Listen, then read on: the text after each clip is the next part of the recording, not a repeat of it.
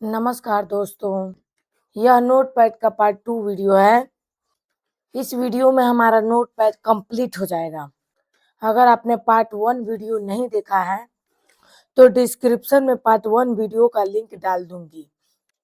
Part 2 में हम edit मेनू और व्यू मेनू के बारे में हम जानेंगे।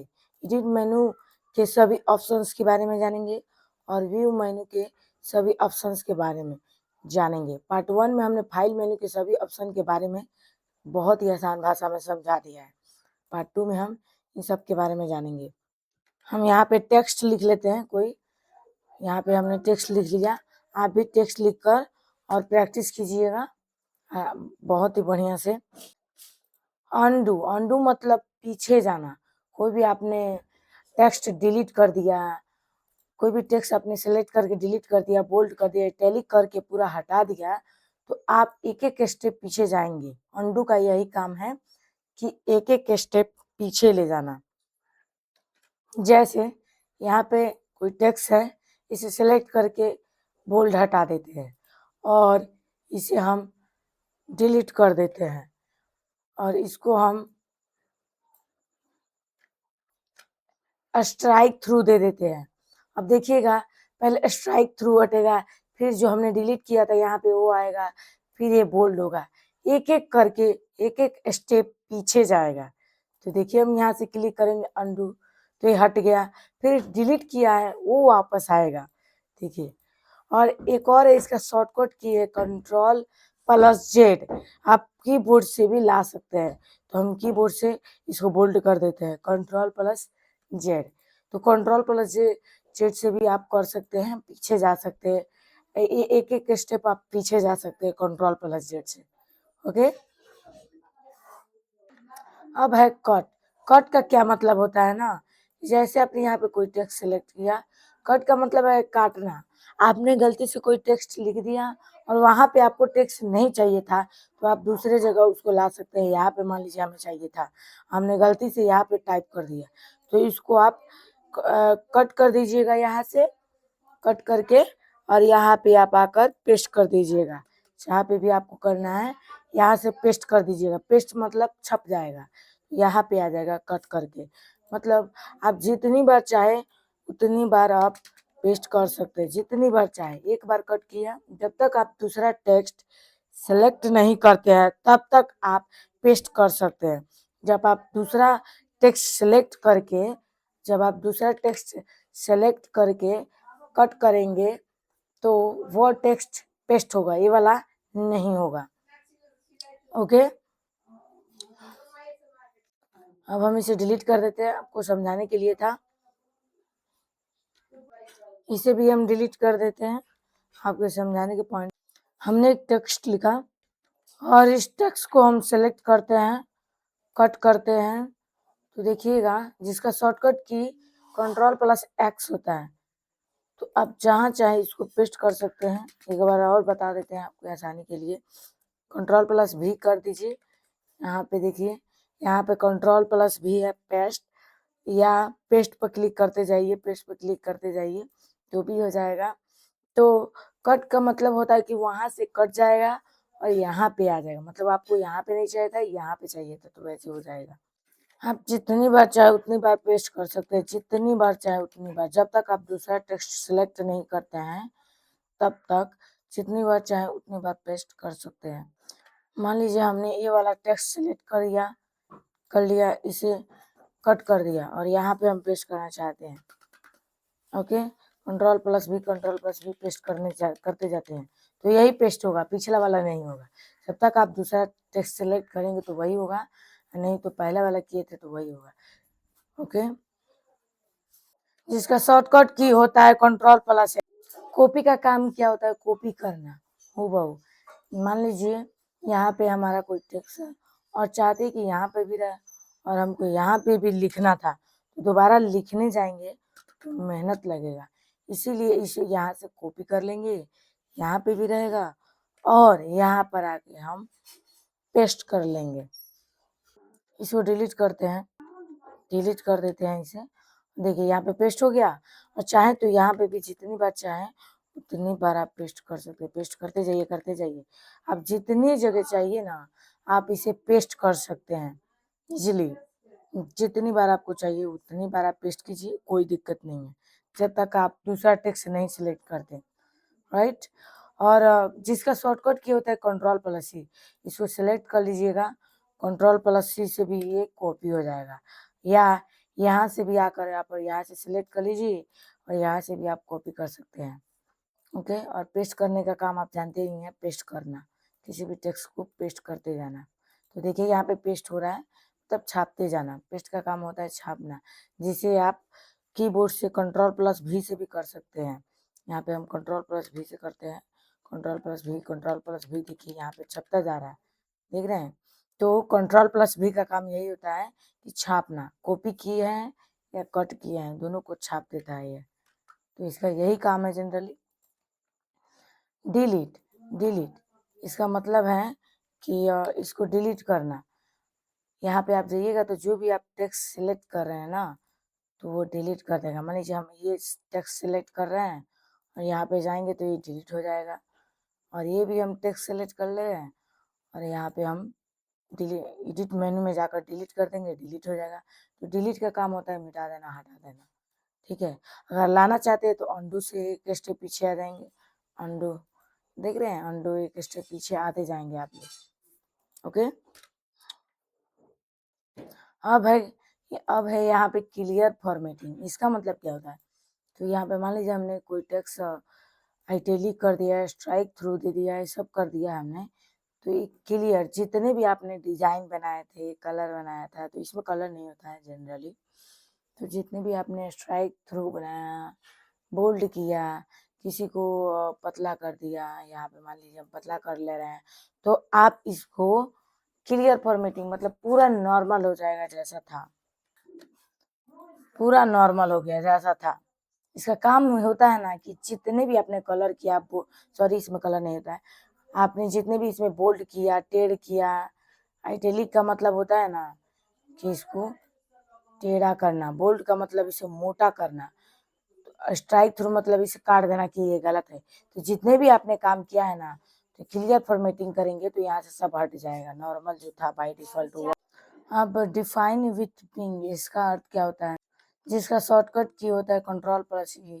इसका अर्थ होता है कि आप किसी भी एक शब्द को सेलेक्ट करके और डिफाइन विथ बिंग में जाएंगे तो आप उसके बारे में, इस शब्द के बारे में जानेंगे कि स्कूल कैसा होता है, और स्कूल में बच्चे मतलब होते हैं, स्कूल कैसा दिखता है, आखिर स्कूल किसको कहते हैं, एक अच्छी गर्ल किसको कहते हैं, इसे भी यहाँ से जाकर आप सर्च कर सकते हैं।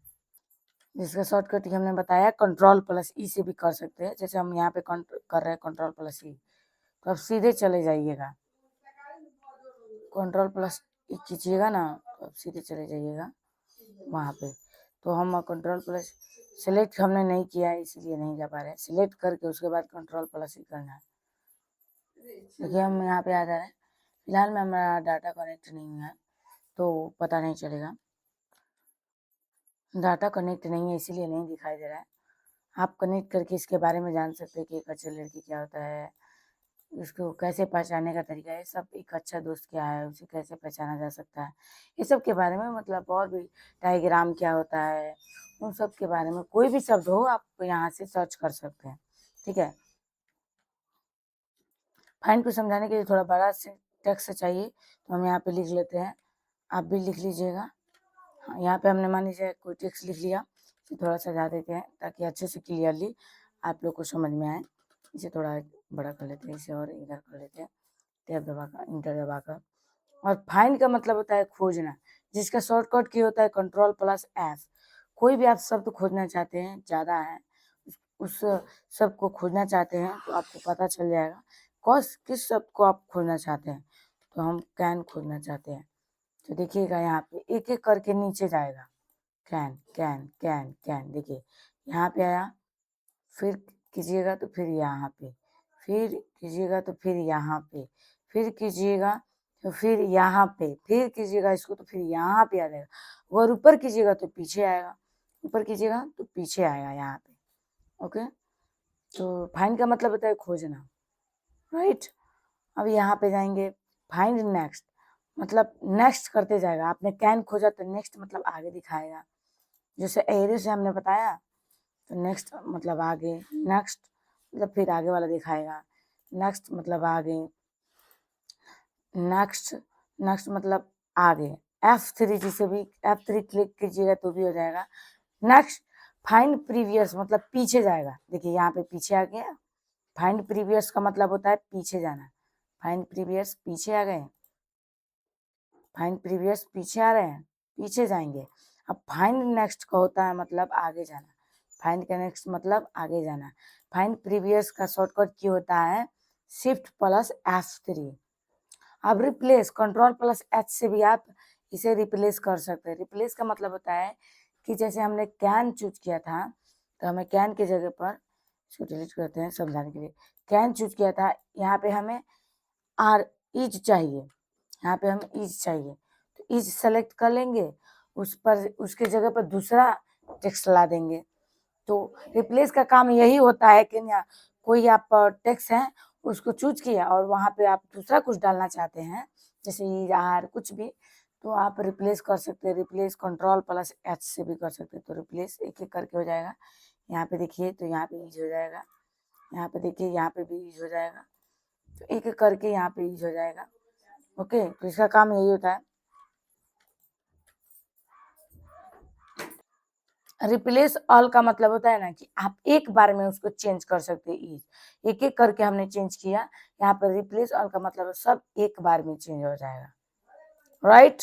उसके बाद है हमारा गो टू, मतलब आप किस पेज पर जाना चाहते हैं, वही है किस लाइन पर जाना चाहते हैं, इस लाइन पर या इस लाइन पर, इस लाइन पर, इस लाइन पर, किस लाइन पर जाना चाहते हैं। जब आप बहुत सारा टेक्स्ट लिखते हैं ना, तब इसका काम पड़ता है कि हम इस लाइन पर जाना चाहते हैं, तो गो टू से आप जा सकते हैं।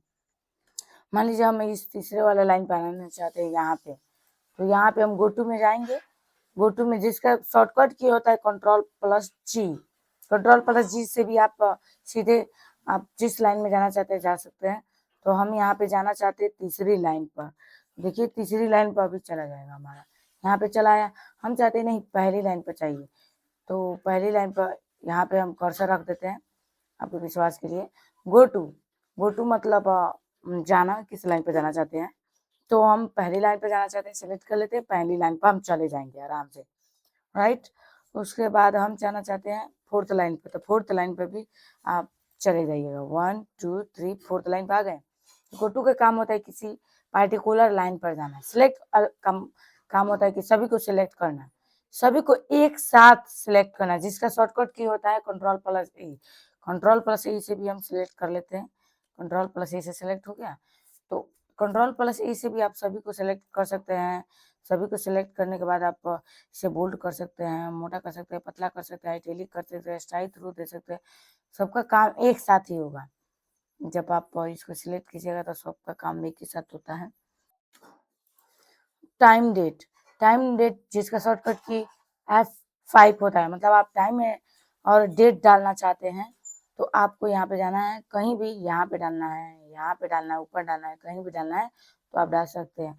हमको यहाँ पे डालना है, टॉप में डालना है, यहाँ पे बीच में सबसे ऊपर डालना है, तो इसको ले जाएंगे, टैब दबाएंगे भी, और यहाँ पे हम पेस्ट कर देंगे time and date. Time and date पर क्लिक करेंगे, पेस्ट हो जाएगा।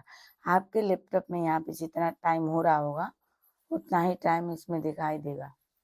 इसे बोल्ड कर लेते हैं, बोल्ड करके जो आपके लैपटॉप में टाइम होगा वही टाइम यहाँ पे एग्जैक्ट टाइम आ जाएगा, और आप यहाँ से आप कर सकते हैं, टाइम एंड डेट ला सकते हैं। फॉन्ट मतलब आप इस फॉन्ट को चेंज करना चाहते हैं, दूसरे फॉन्ट में लाना चाहते हैं, तो यहाँ से आप जा सकते हैं। इस स्टाइल को चेंज करना चाहते हैं, हमें दूसरे स्टाइल में चाहिए, तो आप नोट फॉन्ट पर क्लिक कीजिएगा और यहाँ पे आ जाइएगा। आपको कौन कैसा फॉन्ट चाहिए देखिए, मान लीजिए हमको इसमें नाम दिया गया है, सिलेक्ट कर लेंगे केवल। तो चलिए हम सिलेक्ट करते कोई एक, मान लीजिए हम ये वाला सिलेक्ट कर लिए, तो ऐसा हमारा दिखाई देगा, ठीक है।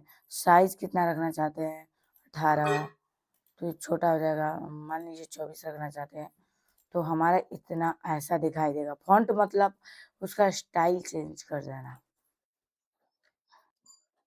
आई होप कि आपको एडिट मेन्यू का सभी ऑप्शन समझ में आ गया होगा। ने आप कमेंट भी कर सकते हैं कि हाँ हमें समझ में आ गया। जूम, जूम इन का मतलब होता है, जिसका शॉर्टकट की होता है कंट्रोल प्लस। कंट्रोल और प्लस क्लिक कीजिएगा तो जूम इन होगा, मतलब बड़ा होगा। जूम आउट का मतलब होता है छोटा, और रीस्टोर डिफॉल्ट जूम मतलब जितना साइज था उतना ही, जितना ये साइज है उतना ही रहेगा। तो पहला वाला हम बताते हैं। जूम इन मतलब बड़ा करना, जिसका शॉर्टकट की क्या होता है कंट्रोल प्लस। कीबोर्ड से भी हम कर रहे हैं कंट्रोल प्लस, जूम इन होता जाएगा, बड़ा होता जाएगा। और जूम आउट है, जिसका कंट्रोल माइनस है, कंट्रोल माइनस करिएगा तो ये रहेगा जूम आउट होगा, माइनस करते जा रहा है छोटा होता जाएगा। कीबोर्ड से भी कर सकते हैं। और बाय डिफ़ॉल्ट जितना था उतना ही नॉर्मल रहेगा, जितना ही नॉर्मल था। जैसे हम यहाँ पे बड़ा कर लेते हैं, इसको बड़ा हो गया। और जूम में जाते हैं, जूम में रीस्टोर डिफ़ॉल्ट में तो जितना साइज था उतना ही रहेगा ये। स्टेटस बार, अब स्टेटस बार ये नीचे जो है ना वही है स्टेटस बार। दिख रहा है 100% जूम है हमारा, विंडोज़ CRLF है, और कैरेक्टर है 435 सब। ओके, 435 अक्षर है, फॉर्मेटेड है, मतलब ये। इसको अनटिक कर दीजिएगा तो यहाँ से हट जाएगा। फिर इसे हम जाकर यहाँ पे टिक कर देंगे तो आ जाएगा, यहाँ पे दिखाई देगा। और वर्ड रैप का काम क्या होता है ना कि सबको एक ही लाइन में डाल देगा, सबको एक ही लाइन में रख देगा। यहाँ से आपको लंबे लाइन में यहाँ से देखना पड़ेगा। ओके, तो हमको एक ही लाइन में नहीं चाहिए, ऐसे चाहिए तो हम रख दिए। और मार्क डाउन का मतलब होता है ना फॉर्मेटेड है, जैसा है फॉर्मेट में, जैसा स्टाइल में है, जिस स्टाइल में टेक्स्ट है उसी स्टाइल में है। और जैसे ही आप मार्क डाउन को वैसे साइंटेक्स कीजिएगा तो ऐसे हो जाएगा, डिजाइन थोड़ा अलग कर देगा ये।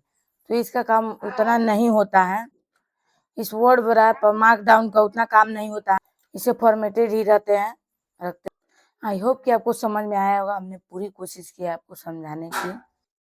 हमारा नोटपैड पूरा कंप्लीट हो गया, पूरा आसान भाषा में, आसान लैंग्वेज में हमने 2 पार्ट में कंप्लीट कर दिया है, डिटेल में हमने।